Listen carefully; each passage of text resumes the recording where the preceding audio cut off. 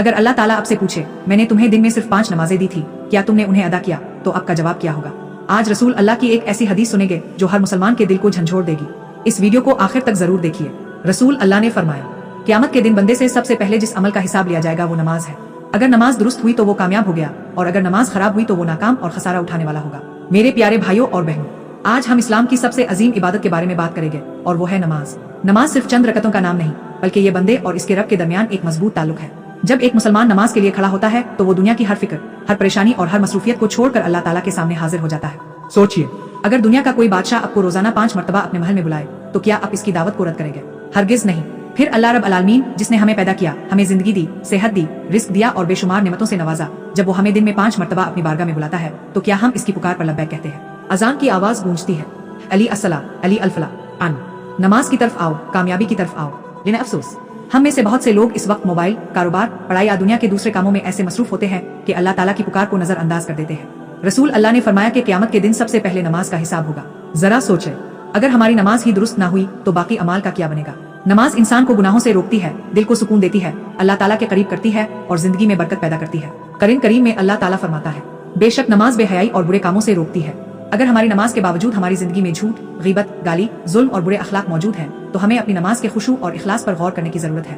नमाज सिर्फ जिस्म की इबादत नहीं, बल्कि दिल की हाजिरी भी है। जब बंदा सजदे में जाता है तो वो अपने रब के सबसे ज्यादा करीब होता है। इसीलिए हमें हर नमाज को इस एहसास के साथ अदा करना चाहिए कि शायद ये हमारी जिंदगी की आखिरी नमाज हो। मेरे अजीज भाइयों और बहनों, अगर हम गौर करें तो मालूम होगा कि नमाज सिर्फ एक फर्ज इबादत नहीं, बल्कि एक मोमिन की पहचान है। जो शख्स नमाज की हिफाजत करता है, अल्लाह ताला भी इसकी हिफाजत फरमाता है। रसूल अल्लाह जब किसी परेशानी का सामना करते तो नमाज की तरफ रुजू फरमाते। अब के लिए नमाज सुकून, राहत और अल्लाह ताला से कुर्ब का जरिया थी। सहाब किराम रजी अल्लाह अन्हुम भी नमाज को अपनी जान से ज्यादा अजीज रखते थे। सफर हो, बीमारी हो, आमदान, जंग, वो नमाज को कभी तर्क नहीं करते थे, क्योंकि उन्हें यकीन था कि असल कामयाबी अल्लाह ताला की रजा में है। आज हम दुनिया के हर काम के लिए वक्त निकाल लेते हैं, कारोबार, तालीम, मोबाइल, सोशल मीडिया और दोस्तों के लिए घंटों गुजार देते हैं, लेकिन जब नमाज का वक्त आता है तो कहते हैं अभी पढ़ लूंगा, थोड़ी देर बाद। और कभी वो थोड़ी देर गुजर जाती है मगर नमाज अदा नहीं होती। जरा सोचे, अगर किसी कंपनी का मालिक आपको दिन में सिर्फ 5 बार बुलाए और आप हर बार इनकार कर दे तो क्या आपकी मुलाजमत बाकी रहेगी? फिर हम अल्लाह ताला की बारगाह में किस उम्मीद के साथ हाजिर होंगे अगर हमने इसकी पुकार को बार बार नजरअंदाज किया? नमाज गुनाहों को मिटा देती है। रसूल अल्लाह ने मिसाल देते हुए फरमाया कि अगर किसी के दरवाजे पर एक नहर बहती हो और वो इसमें दिन में 5 मरतबा गुस्ल करे तो क्या इसके जिस्म पर कोई मील बाकी रहेगी?